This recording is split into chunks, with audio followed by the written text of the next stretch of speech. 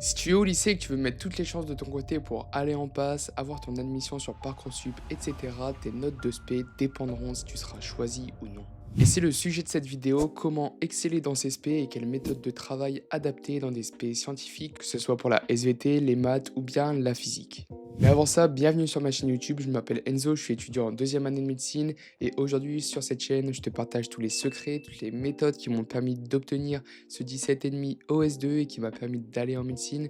Et aujourd'hui, sujet un peu spécial, on va plus parler du lycée, de l'environnement du lycée et des spé au lycée, comment avoir les meilleurs résultats au bac, quelle méthode de travail effectuer. Et pour la petite histoire, j'ai eu 10, 12 de moyenne tout mon lycée en maths et en physique. Et le jour J, je suis passé à 18 le jour J. Donc vraiment, tu vois, ça a été un gap qui a été énorme. Personne n'y croyait, même pas mon professeur, etc. Et finalement, j'ai eu la meilleure note du lycée en maths.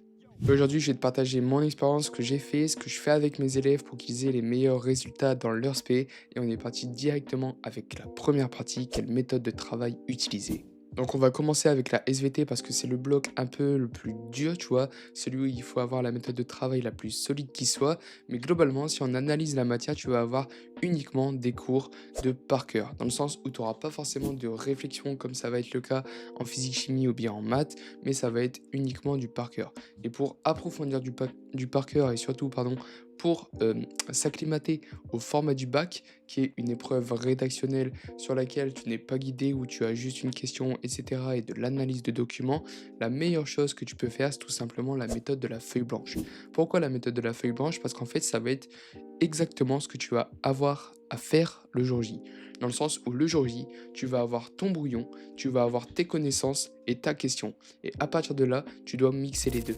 La méthode de la feuille blanche, c'est la même chose. Tu as une feuille blanche, tu as ton cours et tes connaissances et tu dois mixer les deux à nouveau. Et du coup, ça te permet en fait d'avoir une ligne directive, un peu toujours les mêmes automatismes, les mêmes habitudes qui vont venir, tu vois, se faire pendant que tu fais la feuille blanche. Et par conséquent, le jour, en fait, le jour J, habituer ton cerveau à cette feuille blanche, tu vois. Tu te retrouves face à une feuille blanche, ton cerveau sait quoi faire parce que c'est l'habitude qu'il a pris de faire, tu vois. Ensuite, pour plus approfondir dans le détail, etc., la SVT, n'hésite pas à faire la méthode de Feynman. C'est la méthode de la feuille blanche en gros, mais à l'oral, où tu expliques ton cours à quelqu'un qui ne le connaît pas. Et ensuite, potentiellement les flashcards, si jamais il y a des détails, des notions précises, que ce soit des chiffres, des dates, peu importe, que tu souhaites retenir et qui peut faire un plus dans ta copie. Ça, c'est des méthodes qui sont relativement basiques, simples, mais qui te permettent de réellement avoir de bons résultats, tu vois, et surtout d'avoir la possibilité de clairement même assurer une très bonne moyenne si tu es en première, par exemple. Personnellement, en première, j'ai fini avec 19 de moyenne en SVT, ce qui m'avait permis d'avoir un bon dossier Parcoursup et par conséquent, non pas d'avoir une épreuve et de bien réussir mon épreuve, mais d'avoir vraiment des bases solides et de pouvoir assurer une moyenne générale au bac qui était réellement cohérente. Ensuite, quelle méthode de travail utiliser en mathématiques? Là, ça va être la méthode de travail, on va dire, la plus simple et la plus classique. C'est juste faire des exercices. N'ouvre même pas un cours, fais juste des exercices. Parce qu'en fait, les maths, la théorie ne sert à rien tant que tu n'as pas la pratique. Tu peux connaître ton cours par cœur, mais si tu ne pratiques pas, tu vas pas te confronter à la réalité du terrain, à ce qu'il faut faire, aux mécanismes qu'il faut adapter en fait, et qu'il faut ajuster selon l'exercice, selon les données que tu as, mais surtout selon le contexte. Parce qu'en fait, les maths, il faut pas voir ça de manière indépendante. Au final, tout est lié. Ce que tu as appris en CP, ça te sert aujourd'hui. Tu fais encore des additions, des multiplications, des divisions, sans même t'en rendre compte. C'est des bases en fait que tu construis et qui augmentent petit à petit. Et du coup, en fait, le truc, c'est que si tu ne pratiques pas, soit tu n'acquiers pas ces bases ou bien ils sont pas encore ancrés, pardon. Par exemple, le A plus B au carré, etc. Tu vois. Donc, tu vois, ce genre de trucs, les identités remarquables, etc., c'est des choses qui se font avec la pratique. Les automatismes s'acquièrent avec la pratique et c'est réellement ce qu'il faut faire en maths. N'ouvre aucun cours, bombarde les exercices et personnellement, c'est ce que j'avais fait durant mes semaines de révision. J'avais juste fait des exercices, fait des annales de bac et du coup, je m'étais entraîné sur ce qui tombait, sur ce qui était tombé et sur ce qui pouvait potentiellement tomber.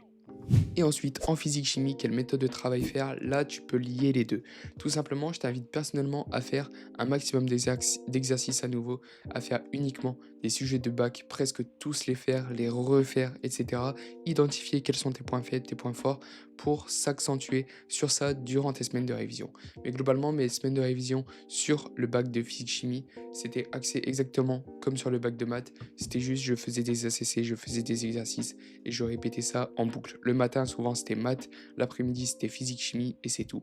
Et ensuite, petit tips, si jamais, vu que la physique-chimie, c'est quand même une matière double, tu vois, dans le sens où tu vas avoir des notions à par cœur, tu vas avoir des notions juste uniquement de la résolution d'exercices, etc.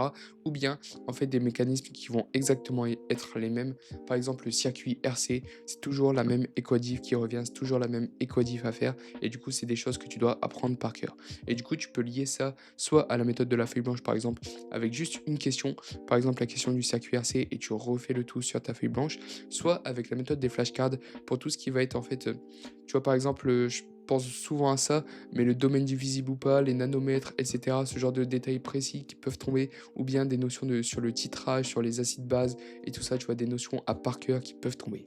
Ensuite, la deuxième partie est réellement ce qui va faire la différence, c'est ne pas faire d'impasse. Ne fais pas d'impasse sur certains cours, sur certains chapitres, etc., que ce soit en SVT, en physique ou bien en maths. Dis-toi que tu auras environ 3 semaines de révision et ces 3 semaines, il faut que tu bosses uniquement tes SP. Tu auras que ça à faire, bombarde les SP. Et aussi, ne fais pas d'impasse sur les ECE.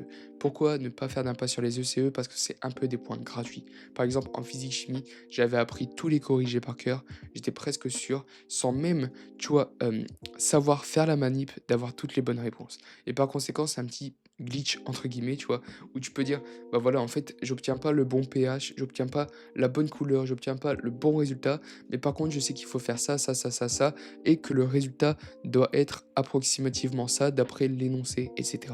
Et du coup, le prof, il se dit, mais waouh, il a la bonne résolution, il a le bon truc, mais défaut de matériel. Défaut de matériel, tu obtiens tous tes points, mais par contre, tu vois, tu n'avais pas forcément la bonne manipulation.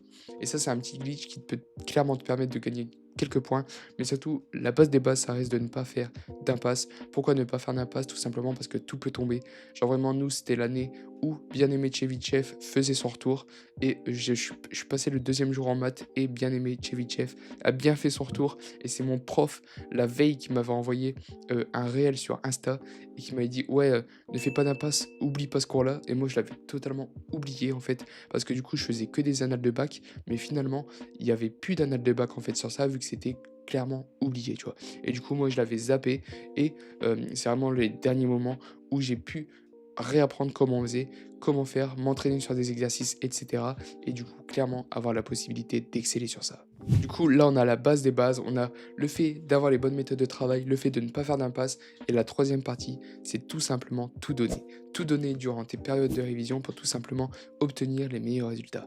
Donc, soit tu te fais un emploi du temps qui est fixe, soit tout simplement tu te fais un emploi du temps qui est variable. Personnellement, je fonctionnais de la manière suivante, j'alternais maths et physique. Maths le matin, physique l'après-midi, ou bien il y a des moments je faisais physique le matin, maths l'après-midi. Pourquoi alterner comme ça? Tout simplement parce que déjà tu vas habituer ton cerveau à travailler sur une matière durant relativement longtemps. C'est des épreuves qui durent environ 4 heures, et du coup il faut habituer ton cerveau à en fait manipuler la matière durant 4 heures. Et en plus de ça, tu vois, je me disais, ok, le jour J, la veille, qu'est-ce que je pourrais faire, tu vois?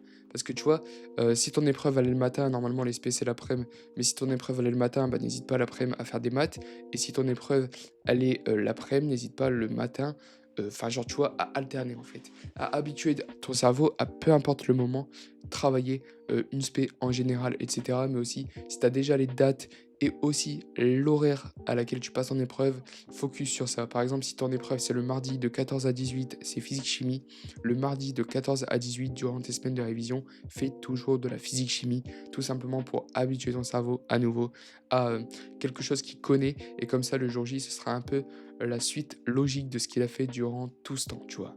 Ensuite aussi, ne stresse pas forcément. Tu verras que si tu fais des annales de bac, au début ça risque de mal se passer, mais après plus tu en feras, plus ce sera beaucoup plus simple, et plus tu en feras aussi, plus tu auras les automatismes, et c'est ces automatismes qui te permettront de réussir, qui m'ont permis de réussir, et surtout en fait qui te simplifient la vie, parce que tu verras que globalement les sujets sont tous les mêmes, c'est juste les énoncés et les données qui changent.